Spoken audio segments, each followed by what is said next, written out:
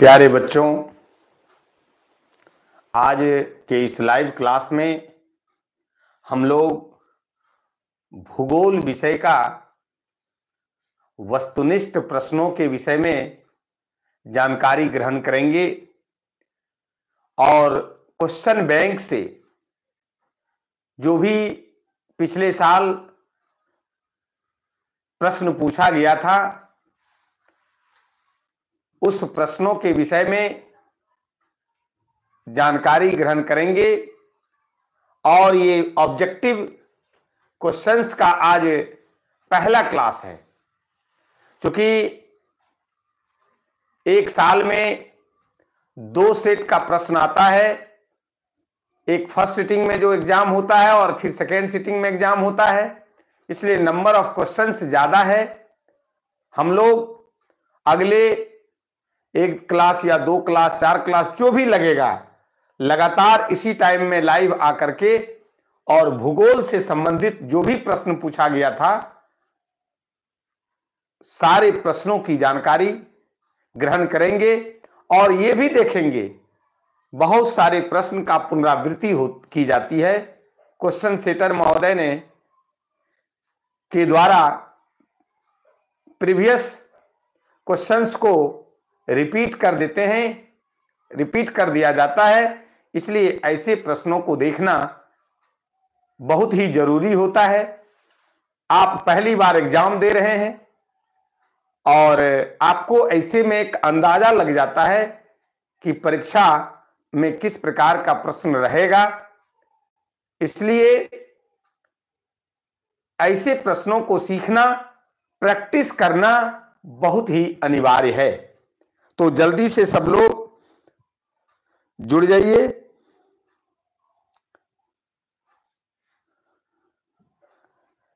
हम लोग प्रारंभ करते हैं।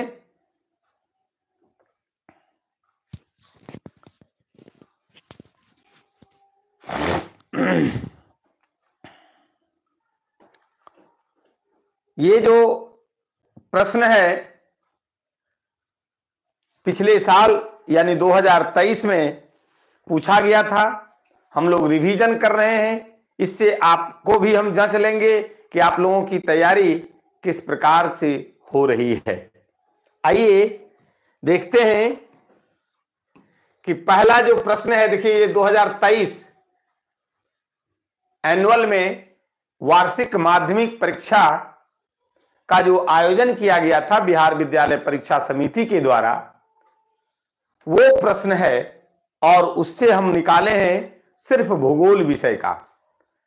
और आगे का कुछ क्लास हम लोग भूगोल विषय पर ही देंगे और जितना तरह का वस्तुनिष्ठ प्रश्न पूछा गया है सारे प्रश्नों की जानकारी हम लोग ग्रहण करेंगे। कुछ आप भी जवाब दीजिए, है ना। सुभाष कुमार लिख रहा है, प्रणाम सर, बहुत बहुत धन्यवाद बाबू। हमारा एक ही उद्देश्य है कि आप लोग परीक्षा में अच्छे से अच्छे अंक लाएं। इस बार की जो परीक्षा होने वाली है, पिछले विगत वर्षों से जो परीक्षा हो रही थी उस परीक्षा से कई एक मायने में अलग होने वाला है। ये भी जान लीजिए हम किस ओर इशारा कर रहे हैं। परीक्षा तो टाइट होता ही था, सीसीटीवी के कैमरे की निगरानी में होता था, लेकिन इस बार का जो परीक्षा होने वाली है वो कई एक मायने में विशेष रूप से होगा। इसलिए आप लोग सतर्क रहिए, तैयारी में थोड़ा सा तेजी लाइए, समय बहुत कम है ना। आइए हम लोग देखते हैं। हम चाहेंगे कि कुछ प्रश्न का आप लोग भी जवाब दें, है ना। जहां आप नहीं दे पाएंगे तो हम भी बताएंगे।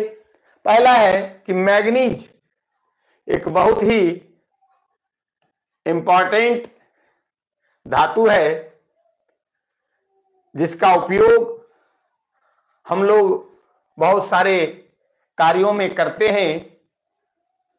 तो उसका जो उत्पादन है वो भारत के किस राज्य में सबसे अधिक होता है? कोई जवाब दीजिए। पवन कुमार लिख रहा है गुड इवनिंग बाबू। सूरज कुमार ठाकुर, बहुत बहुत धन्यवाद बाबू। आगे बढ़िए। तो मैग्नीज उत्पादन में सबसे अग्रणी राज्य कौन सा है, बताएं, कोई जवाब दीजिएगा।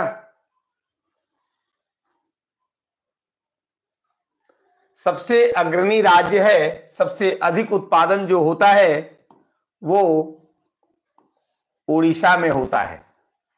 ओडिशा सबसे अधिक मैग्नीज का उत्पादन कहां होता है, तो ओडिशा में होता है, जिसको उड़ीसा बोलते हैं। बिहार से अलग होकर के राज्य का गठन हुआ है और वहां पूरे भारत में सबसे अधिक मात्रा में मैग्नीज का उत्पादन होता है। दूसरा प्रश्न है कि निम्न में से कौन लौह अयस्क का एक प्रकार है ना। देखिए, लिग्नाइट कोयला का प्रकार है, बिटुमिनस कोयला का प्रकार है, जबकि हेमेटाइट ये क्या है, लौह अयस्क है और इससे लोहा प्राप्त किया जाता है ना। बड़ा ही इंपॉर्टेंट प्रश्न है। आइए आगे का जो प्रश्न है उस पर हम लोग चर्चा करते हैं। अगला जो प्रश्न है बहुत ही महत्वपूर्ण प्रश्न है। ये 2023 की वार्षिक माध्यमिक परीक्षा जो बिहार विद्यालय परीक्षा समिति द्वारा आयोजित की गई थी, उसमें ये पूछा गया प्रश्न है कि भाखरा नंगल परियोजना किस नदी पर बनी है। तो भाखरा नंगल परियोजना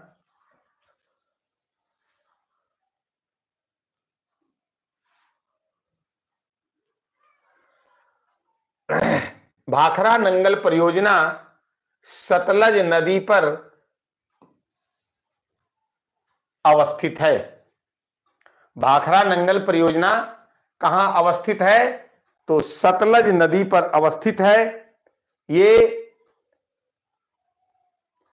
जो है बहुउद्देशीय परियोजना है जो कि सतलज नदी पर अवस्थित है। आगे है कि निम्न में से कौन भारत का पहला स्वदेशी प्रयास से, यानी अपने देश के प्रयास से परमाणु विद्युत केंद्र है।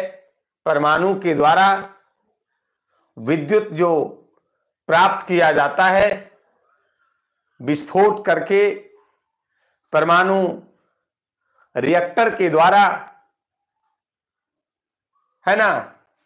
जैसे यूरेनियम, जो भी रेडियो एक्टिव एलिमेंट है, थोरियम, पोलोनियम, इन सबों के द्वारा जो परमाणु ये विद्युत प्राप्त किया जाता है, उस केंद्र को परमाणु विद्युत केंद्र कहते हैं। और भारत का माने अपने प्रयास से जो बनाया गया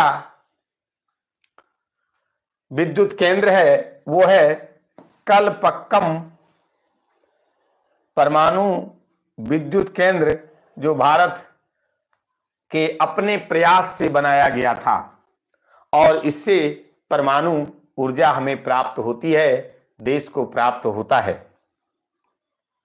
अगला जो प्रश्न है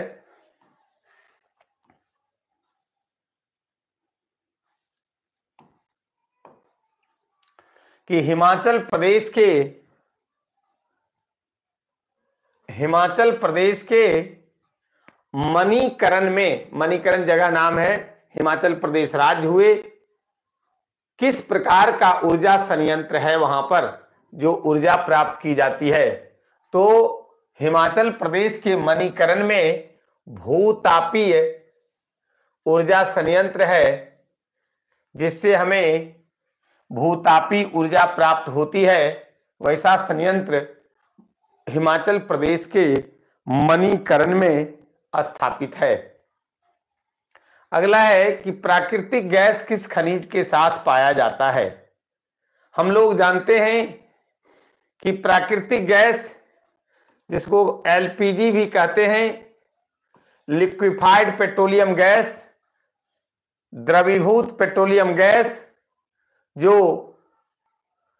नॉर्मल ब्यूटेन और आइसोब्यूटेन का मुख्य रूप से बना होता है,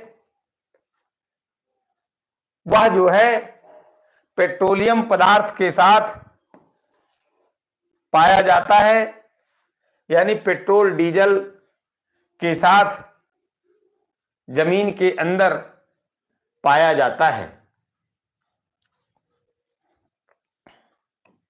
अगला जो प्रश्न है, कुछ लोग जवाब भी दे रहे हैं, बहुत अच्छा है बाबू, आप लोग जवाब दे रहे हैं, मुझे बहुत खुशी हो रही है कि आप लोग इस लायक हैं। क्वेश्चन का नंबर सहित आंसर दें। अंकित कुमार सी विकल्प बता रहा है, पता नहीं कौन सा नंबर का सी बता रहा है, इसलिए क्वेश्चन नंबर के साथ विकल्प नंबर भी दिया कीजिए। तो ब्रिटेन के सहयोग से कहां लौह इस्पात उद्योग बनाया गया था। देखिए, जब भारत को आजादी मिली ना, तो भारत के पास उतनी आर्थिक समृद्धि नहीं थी, अर्थ का अभाव था, और अर्थाभाव के कारण अपने से कोई उद्योग लगाने में भारत सक्षम नहीं था। वैसे स्थिति में ब्रिटेन के सहयोग से लौह इस्पात उद्योग कहां बनाया गया था, तो लौह इस्पात उद्योग दुर्गापुर में बनाया गया था, जो पश्चिम बंगाल में अवस्थित है। 7 का बी, सनोज कुमार यादव कह रहा है 7 का डी, अंकित कह रहा है बी नंबर आंसर सही है। अगला प्रश्न जो हुगली 8वां है कि हुगली औद्योगिक प्रदेश का केंद्र क्या है। हुगली औद्योगिक प्रदेश का केंद्र हुगली नदी, जो कि कहां अवस्थित है, इसका आंसर बताएंगे आप लोग।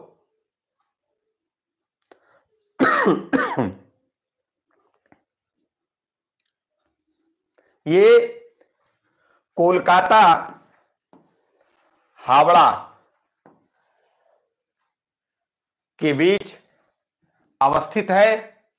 हुगली औद्योगिक प्रदेश का केंद्र कहां अवस्थित है, कोलकाता हावड़ा के बीच। आगे है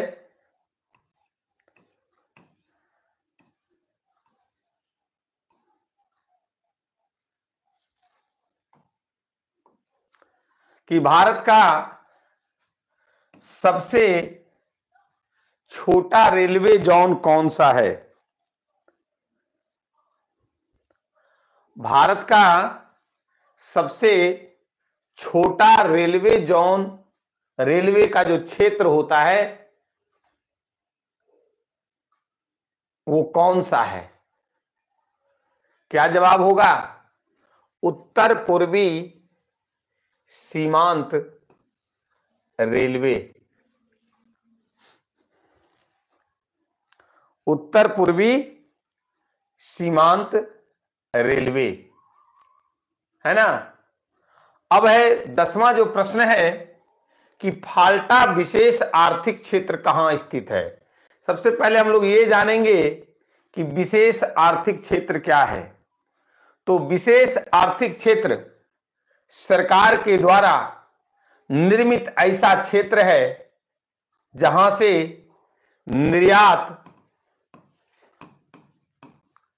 निर्यात केंद्र बनाया जाता है, यानी निर्यात के लिए काम किया जाता है इस क्षेत्र में, कि ऐसा कौन सा काम करें जिससे देश का निर्यात करने की क्षमता, कोई भी वस्तु का उत्पादन में वृद्धि किया जाता है ताकि निर्यात करने की क्षमता में वृद्धि हो। निर्यात विदेशों में किया जाता है। जब देश में क्या होता है कि उत्पादन अधिक मात्रा में होती है, तभी ना आप किसी को निर्यात करेंगे, दूसरे देशों को भेजेंगे या दूसरे राज्यों को भेजेंगे। तो ऐसा क्षेत्र जहां निर्यात के लिए प्रोत्साहन किया जाता है, वस्तुओं का उत्पादन किया जाता है, वैसा केंद्र स्थापित की जाती है, उसी को विशेष आर्थिक क्षेत्र कहते हैं। ये सरकार के सहयोग से स्थापित की जाती है और उसी में फाल्टा नाम है विशेष आर्थिक क्षेत्र का। और ये फाल्टा विशेष आर्थिक क्षेत्र कहां अवस्थित है? पश्चिम बंगाल में, वेस्ट बंगाल में अवस्थित है। बड़ा ही इंपॉर्टेंट प्रश्न है।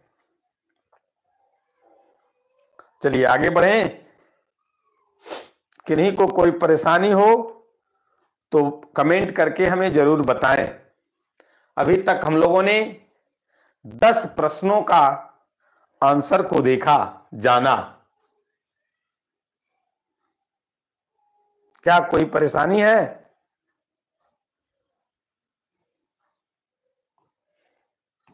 आगे देखेंगे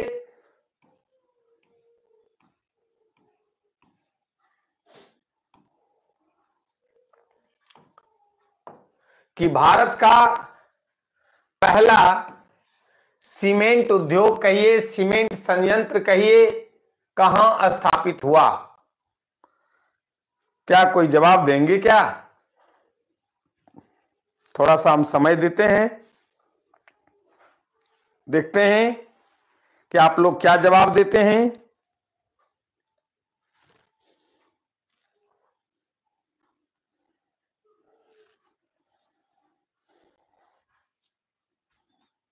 बोलिए।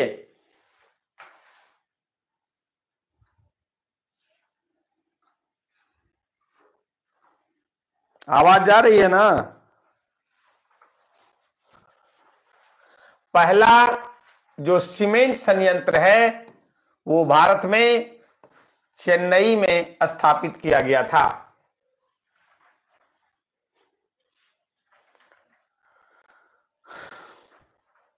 अब जो अगला प्रश्न है कि भारत का बर्मिंघम किस शहर को कहा जाता है?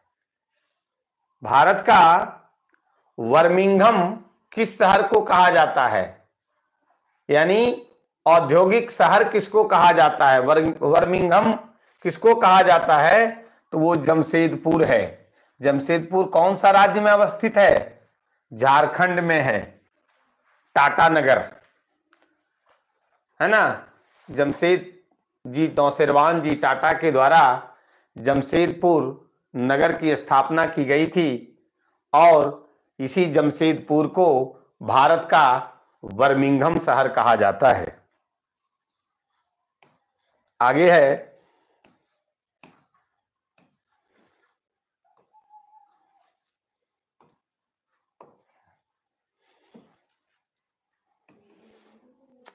निम्न में से कौन जीवाश्म ईंधन है?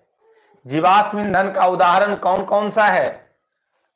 तो कोयला भी है, पेट्रोलियम भी है और प्राकृतिक गैस भी है। कोयला, पेट्रोलियम, प्राकृतिक गैस का निर्माण किस प्रकार से होता है? लाखों करोड़ों वर्ष वायु के अनुपस्थिति में, है ना, जमीन के नीचे गहरे यानी बहुत नीचे दबे रहने के फलस्वरूप जीवाश्म ईंधन का निर्माण होता है। कोयला, पेट्रोलियम और प्राकृतिक गैस का निर्माण होता है। इसलिए सभी जीवाश्म ईंधन है। इसका आंसर होगा इनमें से सभी, है ना। अब है कि बाघ परियोजना की शुरुआत कब हुई थी? बाघ परियोजना की शुरुआत 1973 ईस्वी में हुई थी। बाघ परियोजना की शुरुआत कब हुई थी? 1973 ईस्वी में हुई थी। आगे है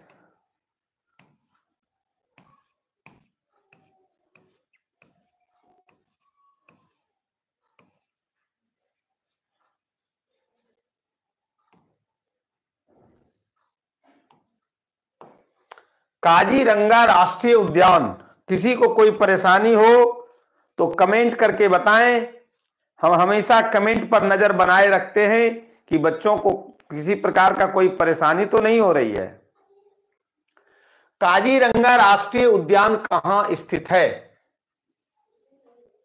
काजीरंगा राष्ट्रीय उद्यान कहां स्थित है?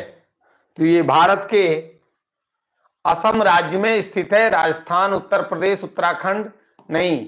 कहां अवस्थित है? तो असम में अवस्थित है। असम में स्थित है।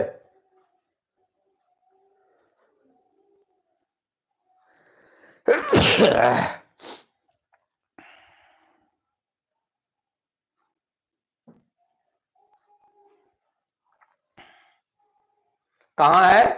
तो असम में है। चलिए अगला जो प्रश्न है कि भारतीय वन्यजीव बोर्ड का गठन कब हुआ? तो जवाब दीजिए इसका।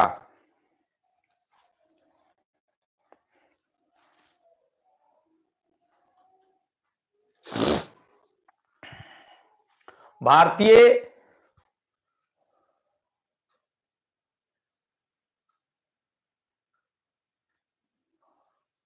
वन्यजीव बोर्ड का गठन 1952 ईस्वी में हुआ था।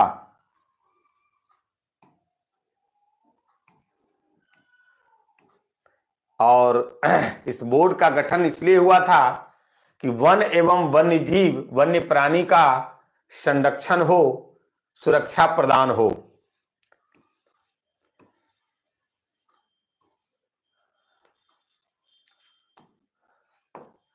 आयुर्वेद के जनक कौन हैं? आयुर्वेद दवा, आयुर्वेद चिकित्सा का एक क्षेत्र है जिससे रोगों का इलाज होता है। और इनके जनक, इनके फादर, इनके पिता धन्वंतरी महोदय थे। और धन्वंतरी महोदय ने ही आयुर्वेद का खोज किया था, है ना। आगे है कि टैक्सोल का उपयोग होता है। टैक्सोल का जो छाल होता है उसमें उसका नाम है टी बेक्केटा ब्रेविफोलिया। क्या नाम है? टी बेक्केटा ब्रेविफोलिया। और टैक्सोल उससे जो प्राप्त होता है, इसका उपयोग कैंसर जैसे भयंकर रोगों के उपचार में किया जाता है ना। कि टैक्सोल का उपयोग कैंसर जैसे भयंकर रोगों के उपचार में किया जाता है। आगे है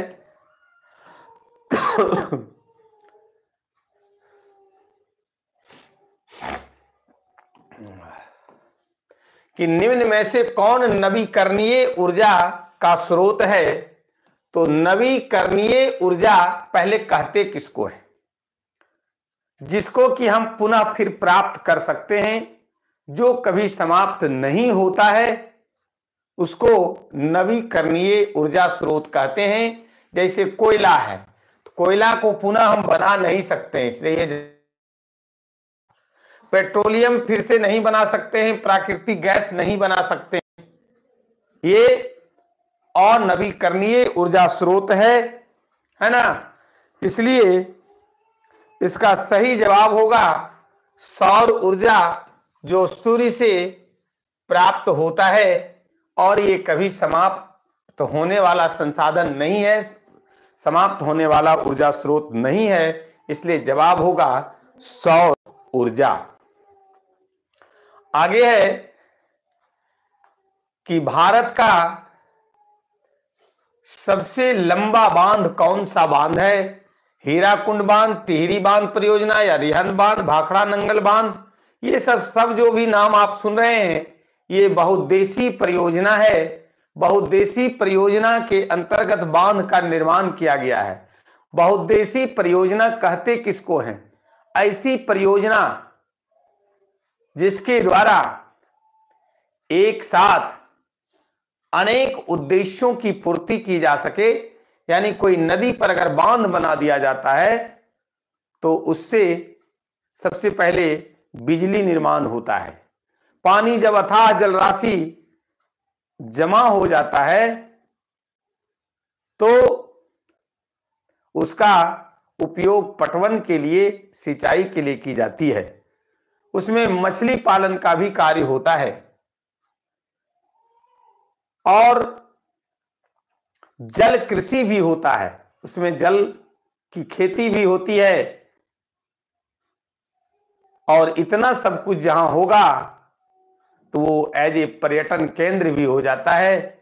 वहां पर लोग देखने के लिए भी पहुंचते हैं कि इतना सब कुछ एक साथ कैसे हो रहा है, और बांध बना देने से आवागमन का भी साधन हो जाता है। भारत का जो सबसे लंबा बांध है वो है हीराकुंड बांध। कौन सा बांध है? हीराकुंड बांध। सबसे लंबा बांध यही है। आगे बढ़ेंगे।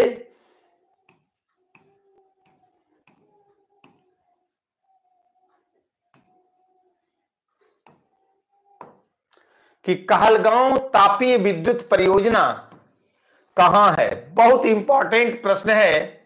आगे भी हम आपको जो इसका ऑब्जेक्टिव का जो भी क्लास हो रहा है, लाइव क्लास भूगोल का, जब तक भूगोल समाप्त नहीं होगा हम लोग हर दिन भूगोल को ही रिवीजन करेंगे, देखेंगे।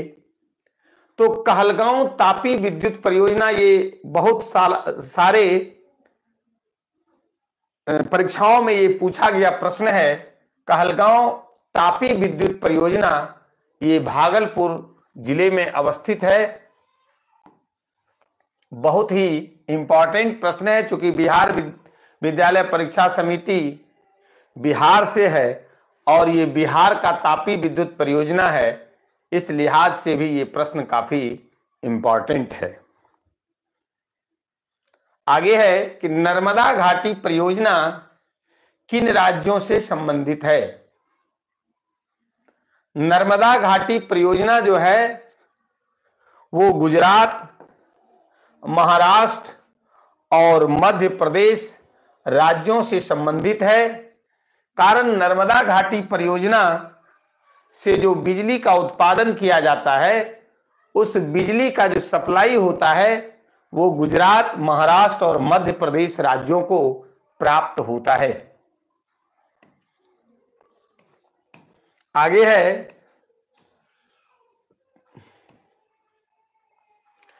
कि स्वेज नहर को कब खोला गया था?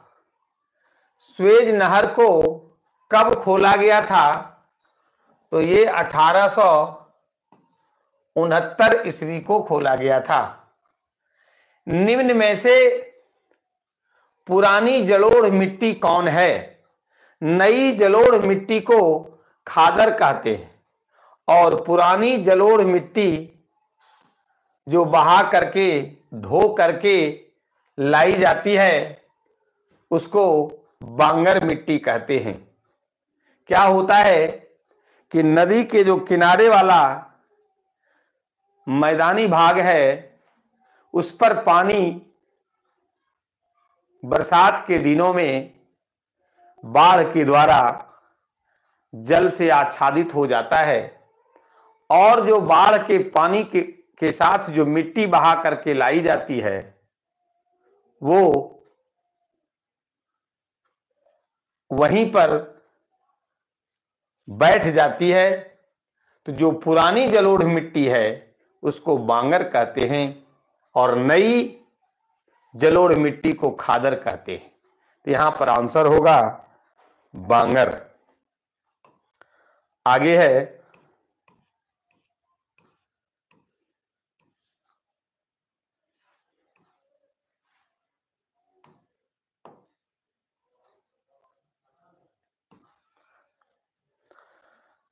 प्रथम राष्ट्रीय जल नीति कब लागू की गई थी? प्रथम राष्ट्रीय जल नीति सितंबर 1987 में लागू की गई थी। प्रथम राष्ट्रीय जल नीति सितंबर 1987 में लागू की गई थी। एक राष्ट्रीय उद्यान है जिसका नाम है जिम कॉर्बेट, है ना। ये जिम कॉर्बेट राष्ट्रीय उद्यान उत्तराखंड राज्य में अवस्थित है। कहां स्थित है? तो उत्तराखंड राज्य में स्थित है।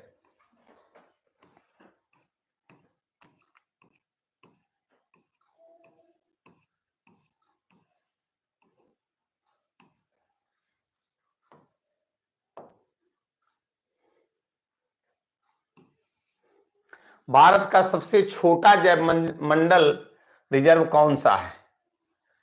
सबसे बड़ा सुंदरवन हो गया, नंदा देवी नहीं है, ग्रेट निकोबार नहीं है, डिब्रू सैखोवा ये सबसे छोटा जैव मंडल रिजर्व है। क्या है? तो सबसे छोटा जैव मंडल रिजर्व जो है वो डिब्रू सैखोवा है। अब है कि क्यूनाइन का उपयोग होता है, जिसको कि हम लोग क्यूनाइन को कुनैन भी कहते हैं, है ना। और इसका जो दवा आता है वो क्विनोनिन कहलाता है। तो ये क्यूनाइन का उपयोग मलेरिया में रोग के उपचार में होता है, जो कि मादा एनोफिलीज मच्छर काटने से मलेरिया होता है और उसका इलाज क्विनाइन से होता है, कुनैन से होता है, क्विनोनिन से होता है। सनोज कुमार यादव लिख रहा है 28 का 8 सही है बाबू। 27 का डी आसिफ अंसारी जवाब दे रहा है, सही है, बिल्कुल सही है। ठीक है, जो जान रहे हैं बहुत अच्छी बात है, आप भी जवाब दे सकते हैं। आपका रिवीजन हो रहा है और ये सब प्रश्न बड़ा ही इंपॉर्टेंट है ना। हम लोग अब ऐसे ही चीजों को सीखेंगे जो कि परीक्षा में बहुत ही उपयोगी है। परीक्षा नजदीक है, इसलिए रिवीजन का क्लास होना बहुत जरूरी है। जो लोग अभी तक चैनल को सब्सक्राइब नहीं किए हैं, चैनल को सब्सक्राइब कीजिए। एक से बढ़कर एक जानकारी परीक्षा से संबंधित आपको दी जाएगी, जिससे आप परीक्षा में अच्छे अंक पा सकेंगे।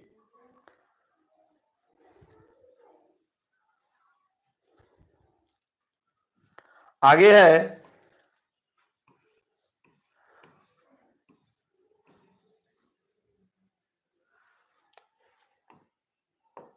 बड़ा ही इंपॉर्टेंट प्रश्न है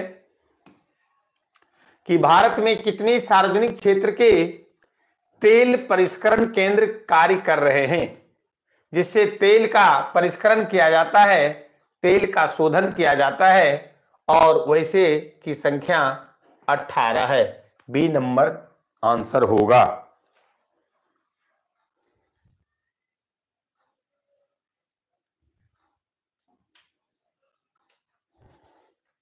है ना। तो भारत में कितने सार्वजनिक क्षेत्र के तेल परिष्करण केंद्र कार्य कर रहे हैं? 18। भारत के प्रथम जल विद्युत संयंत्र की स्थापना कहां की गई थी? भारत के प्रथम जल विद्युत संयंत्र की स्थापना कहां की गई थी? सबसे पहला जो कि जल से विद्युत का निर्माण किया गया, वो सबसे पहला है शिव समुद्रम। भारत के प्रथम जल विद्युत संयंत्र की स्थापना कहां की गई थी? तो शिव समुद्रम में की गई थी।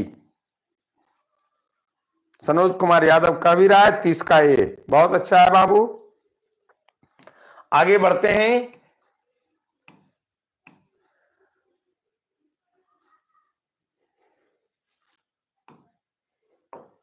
अगला जो प्रश्न है वह है कि कैगा परमाणु विद्युत गृह किस राज्य में अवस्थित है? कैगा परमाणु विद्युत गृह किस राज्य में स्थित है? वो है कर्नाटक में।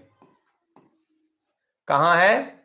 कर्नाटक में कैगा परमाणु विद्युत गृह स्थित है, जिससे परमाणु विद्युत ऊर्जा प्राप्त किया जाता है।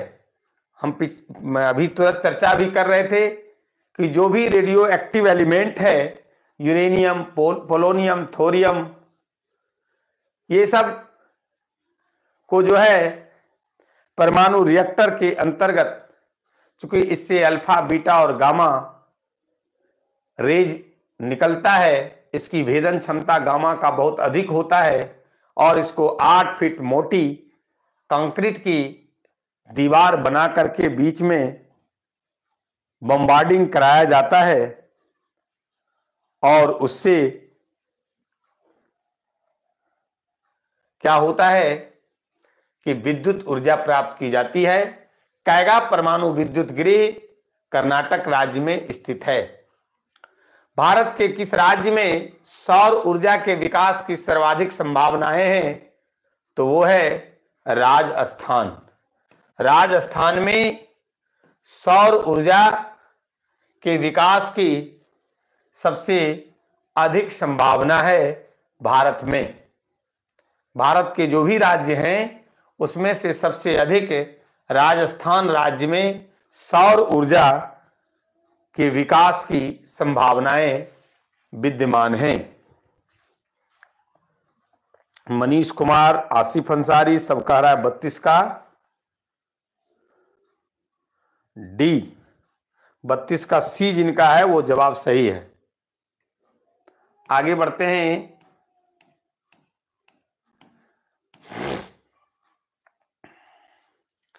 कि निम्न में से कौन दलहनी फसल वायुमंडलीय नाइट्रोजन का स्थिरीकरण नहीं करती है? देखिए, दलहनी फसल पौधे की जो जड़ होती है ना, उसके जड़ों में गांठ पाया जाता है।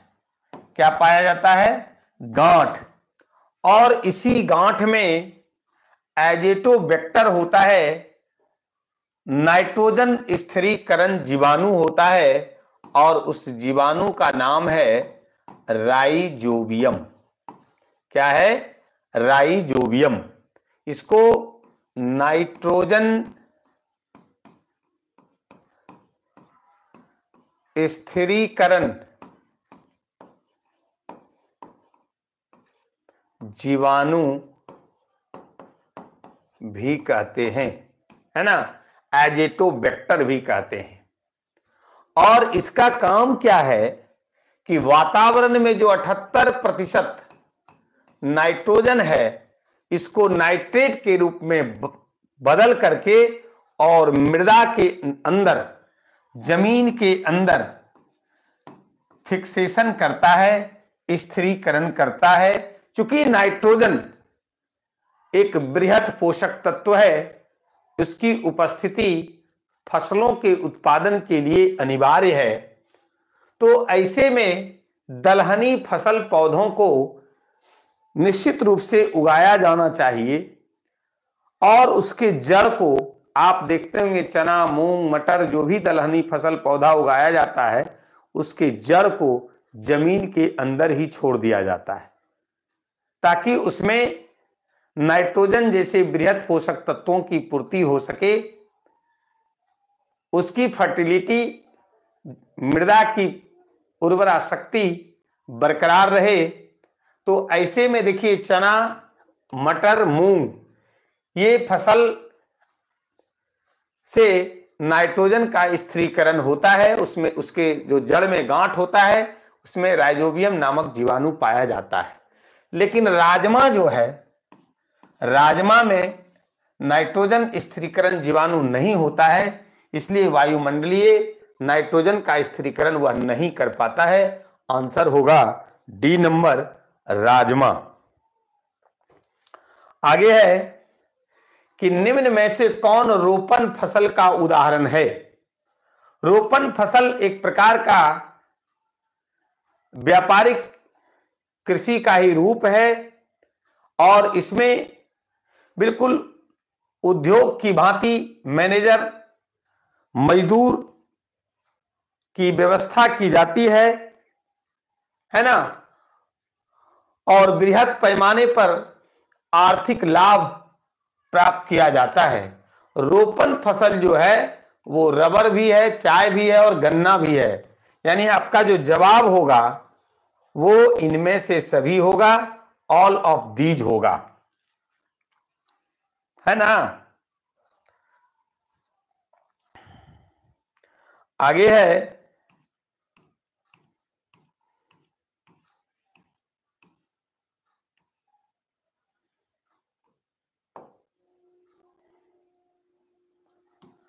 अब है कि भारत में बफर स्टॉक कौन करता है। तो बफर स्टॉक का मतलब जो भी अनाज का जो उत्पादन होता है उसका स्टॉक कौन करता है, भंडारण कौन करता है, तो भारतीय खाद्य निगम करता है ना। भारतीय खाद्य निगम करता है। सनोज कह रहा है 35 का बी गलत है बाबू, भारतीय खाद्य निगम करता है। भारतीय लोहा और इस्पात कंपनी, इसको कहां स्थापित किया गया है, तो बर्नपुर में। बर्नपुर कहां है, पश्चिम बंगाल में। भारतीय लोहा और इस्पात कंपनी इसको कहां स्थापित है, तो बर्नपुर में, जो पश्चिम बंगाल में स्थित है।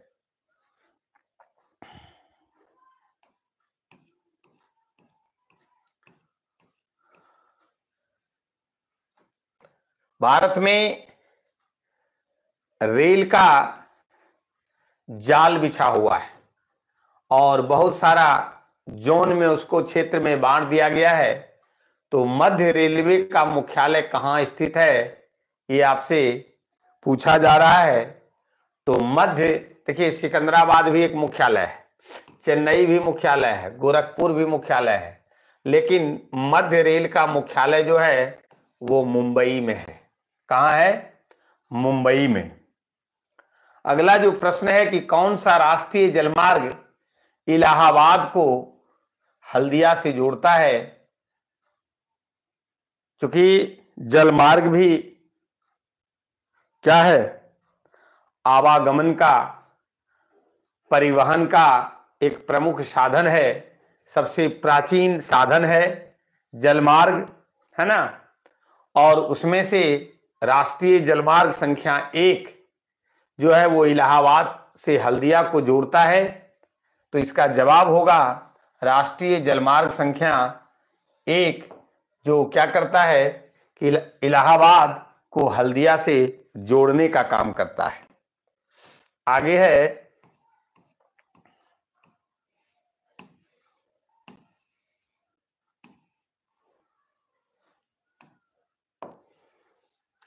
इंदौर बंदरगाह कहां स्थित है ना। इंदौर बंदरगाह तमिलनाडु में स्थित है ना। 2 विकल्प आपका आ गया है, तो दोनों को सही कर दीजिए, बी और सी। इंदौर बंदरगाह, बंदरगाह किसको कहते हैं, वैसा स्थान जो जलमार्ग यानी समुद्री मार्ग के द्वारा सामान जो लाया जाता है जल जहाज के द्वारा, और वो जल जहाज जहां पर तट के किनारे स्थित होता है और वहां माल लोड और अनलोड करने का काम किया जाता है, वैसे जगहों पर, है ना, वैसे जगहों को बंदरगाह कहा जाता है। तो इंदौर बंदरगाह जो है वो तमिलनाडु में स्थित है। फिर से देखिए वही प्रश्न जो अभी हम लोग थोड़ी देर पहले पढ़े थे कि कहलगांव तापी विद्युत केंद्र किस जिला में अवस्थित है। ये 2023 में जो परीक्षा आयोजित की गई थी, दोनों सिटिंग का जो परीक्षा हुआ था, दोनों सिटिंग में ये प्रश्न आया था और वो क्या जवाब होगा, भागलपुर में। और अभी हम लोग जो पढ़ेंगे आगे वस्तुनिष्ठ प्रश्न का जो रिवीजन करेंगे लाइव क्लास में, देखेंगे बहुत सारे पिछले वर्षों में ये प्रश्न पूछा गया है, काफी इंपॉर्टेंट प्रश्न है। आगे है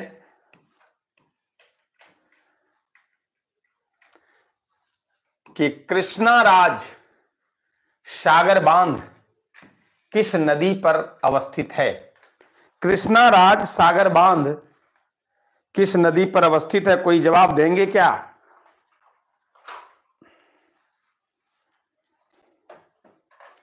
कोई जवाब देंगे कि कृष्णाराज सागर बांध किस नदी पर अवस्थित है?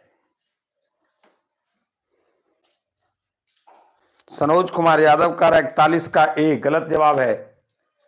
ये कावेरी नदी पर अवस्थित है। ऐसा नहीं कि कृष्णाराज है और कृष्णा नदी पर है, ऐसी कोई बात नहीं है। वो कावेरी नदी पर अवस्थित है। कहां अवस्थित है? तो कृष्णा नदी पर अवस्थित है। अगर किन्हीं को कोई परेशानी हो तो आप हमें कमेंट करके बताएं।